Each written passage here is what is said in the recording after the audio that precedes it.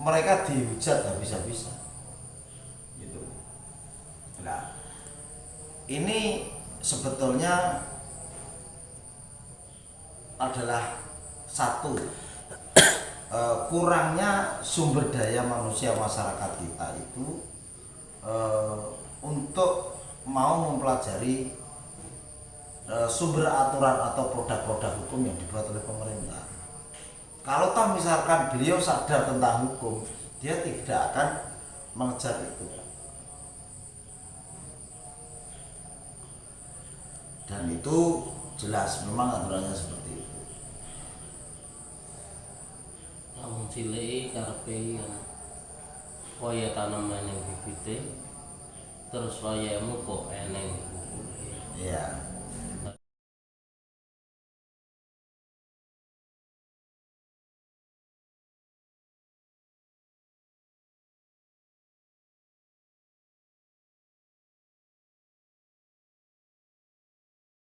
Pasal-pasal Oh iya. apa ini?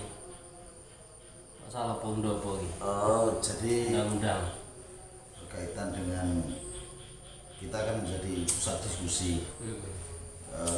Maka dalam beberapa hal untuk kegiatan menjalankan roda pemerintahan, Iya. banyak kepala-kepala desa itu yang kurang paham tentang pokok-pokok dasar regulasi yang sudah diterbitkan oleh pemerintah. Tentang apa ya? Tentang biasa itu pemerintah desa. tentang tata kelola pemerintahan desa.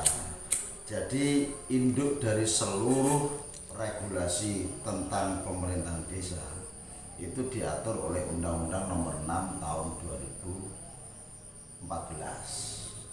sini apa ya?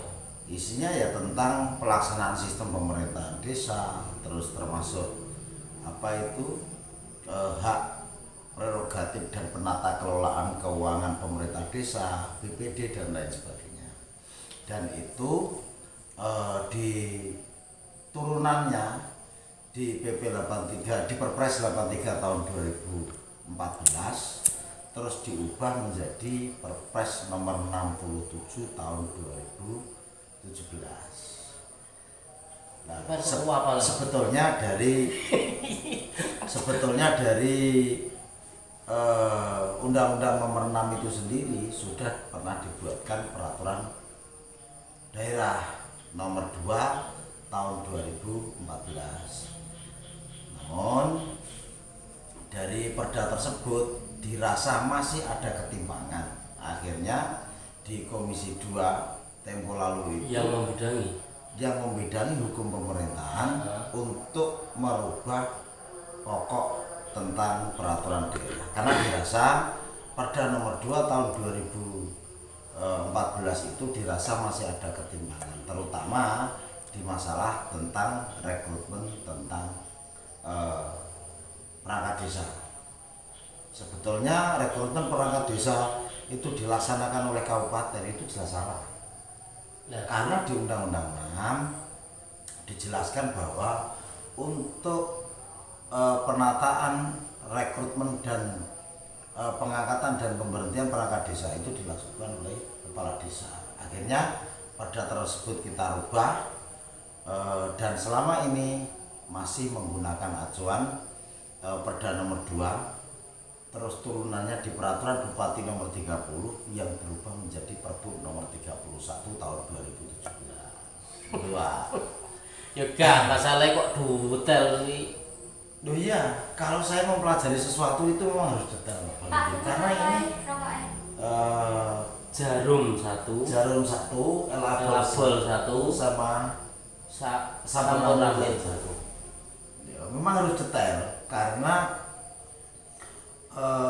undang-undang itu kita mempelajari sebuah aturan itu tidak bisa sepotong-sepotong. Karena nek dipek sepotong-sepotong ya pak penak tok balik iki, ndak bisa.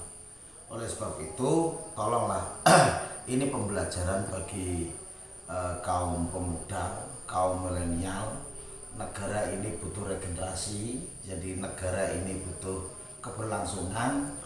Jadi kalau pemuda ini adalah sebagai tokoh harapan dari sebuah negara ketika dia tidak mau mempelajari tentang pokok-pokok dasar regulasi secara total, ya akhirnya jadi nyamen Pak, mukamen gitu. Asik ngobrol kalau mantap Pak DPR. Terus Gamblang. tanya apa lagi di pengadaan barang dan jasa, saya sudah memahami itu. Awak dhewe kan sini iki nyantai. Arep uga sing serius sing yo nopo ngono ndak. Kadang aku pengen ngomong bolak-balik ngomong kuwi ya. Wong cilik iki kan butuhe apa lah aku. Iya. Betul ya, hari ini kan yo, oh ya, tandur iso tandur, alatnya ada, pupuknya enak. Jadi Pak, Iya iya. berkaitan dengan penataan pupuk bersubsidi saja, kemarin dari jumlah Menarik, menarik. Bisa melihat kamera. iya. Jadi di kemarin di jumlah seluruh rencana definitif kebutuhan kelompok di tahun 2022 Iya.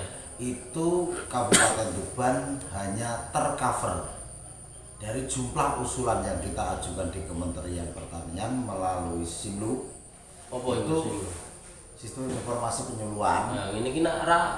Oh, ini gunakan ke yo ora hanya apa? tercover cuma 69,8%. 69. 69,8%. Artinya sisanya tidak bisa mencukupi gitu ya. Bukan. Jumlah usulannya itu kan 100%. Namun yang tercover dan dibiayai oleh negara Kabupaten Tuban itu cuma 69,8%. Dimana di situ uraiannya dijelaskan bahwa untuk Ponska, untuk urea itu 64.000 ton, untuk Ponska 52 ton.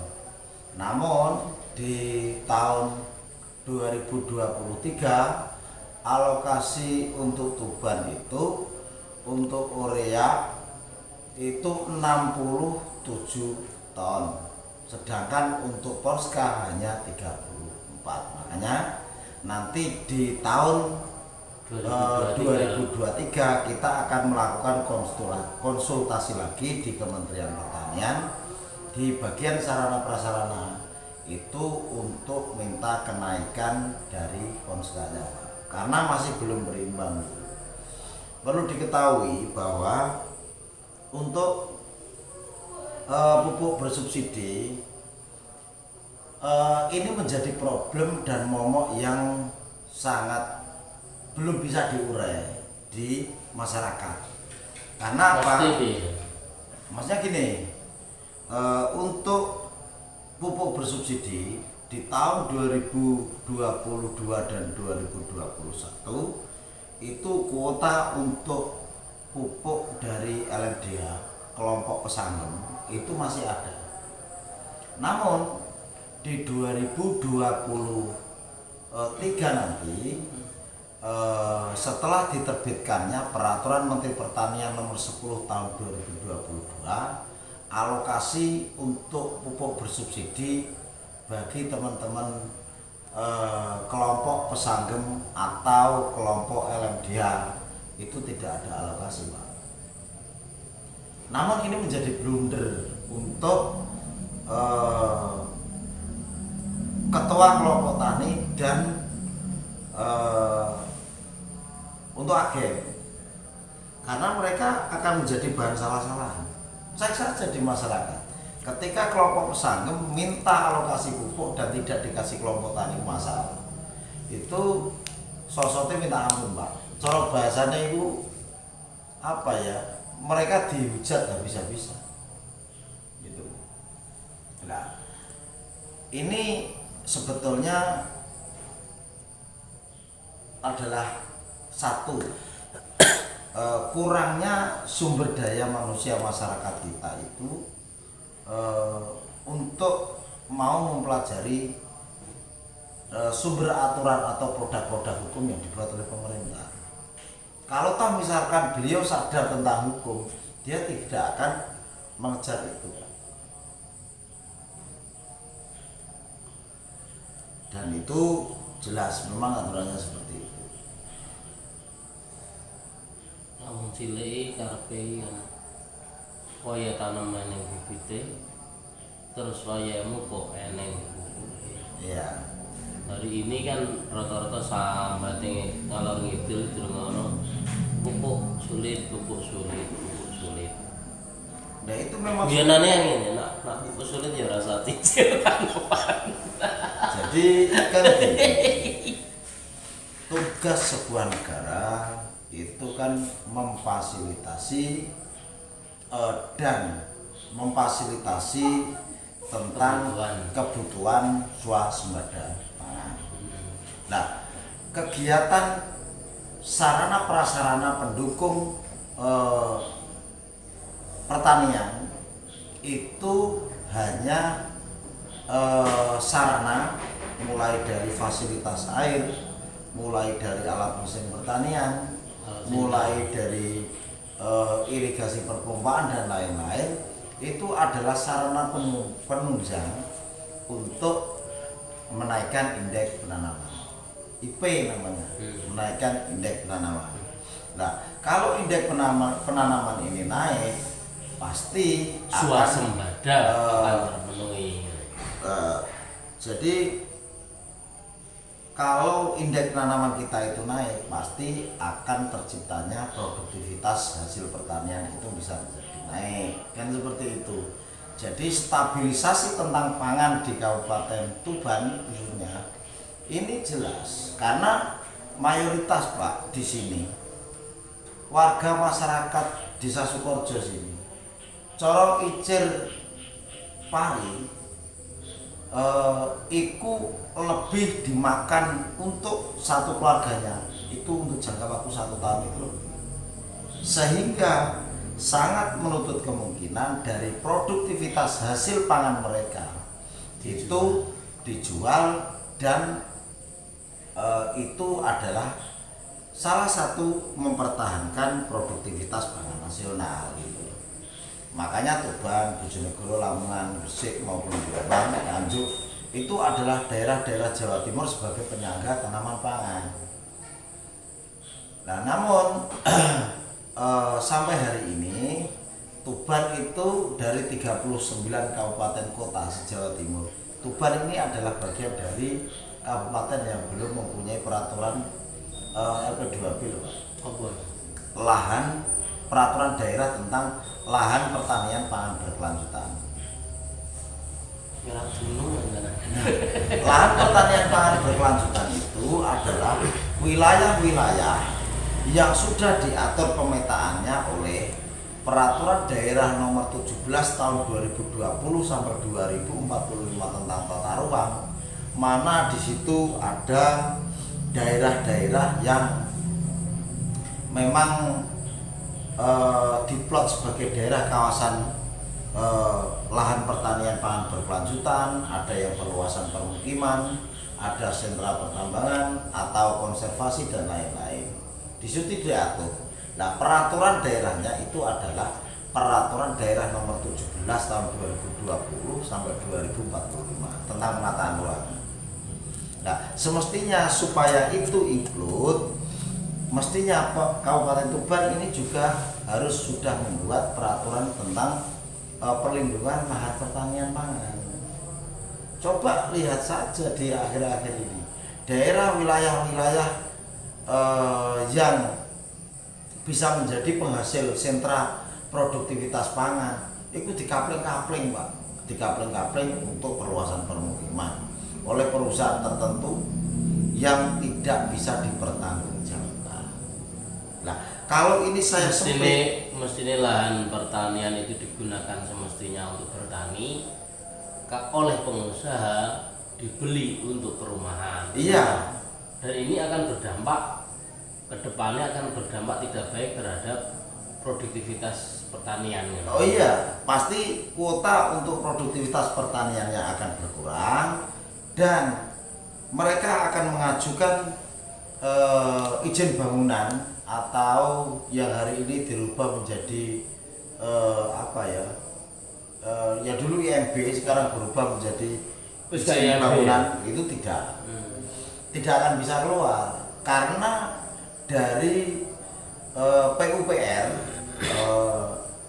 dari Dinas PUPR, Pekerjaan Umum dan Penataan Ruang, di situ pasti akan muncul daerah produktivitas pangan di daerah LP2B yang mengacu pada Perda nomor 17 tahun 2020 45 tentang penataan ruang, itu muncul di daerah LP2B pasti tidak akan muncul izin mendirikan bangunan, Pak. Ini kan pengusaha-pengusaha kayak berak-berak. Iya. Pengusaha apa nih namanya? Properti. Oh iya. Maka dari itu kita sudah menyampaikan beberapa kali. Namun kesadaran tentang pengusaha, pengembang properti dan lain sebagainya itu sebelum melakukan kegiatan bisnisnya dia tidak melakukan konsultasi bersurat saja kepada pemerintah.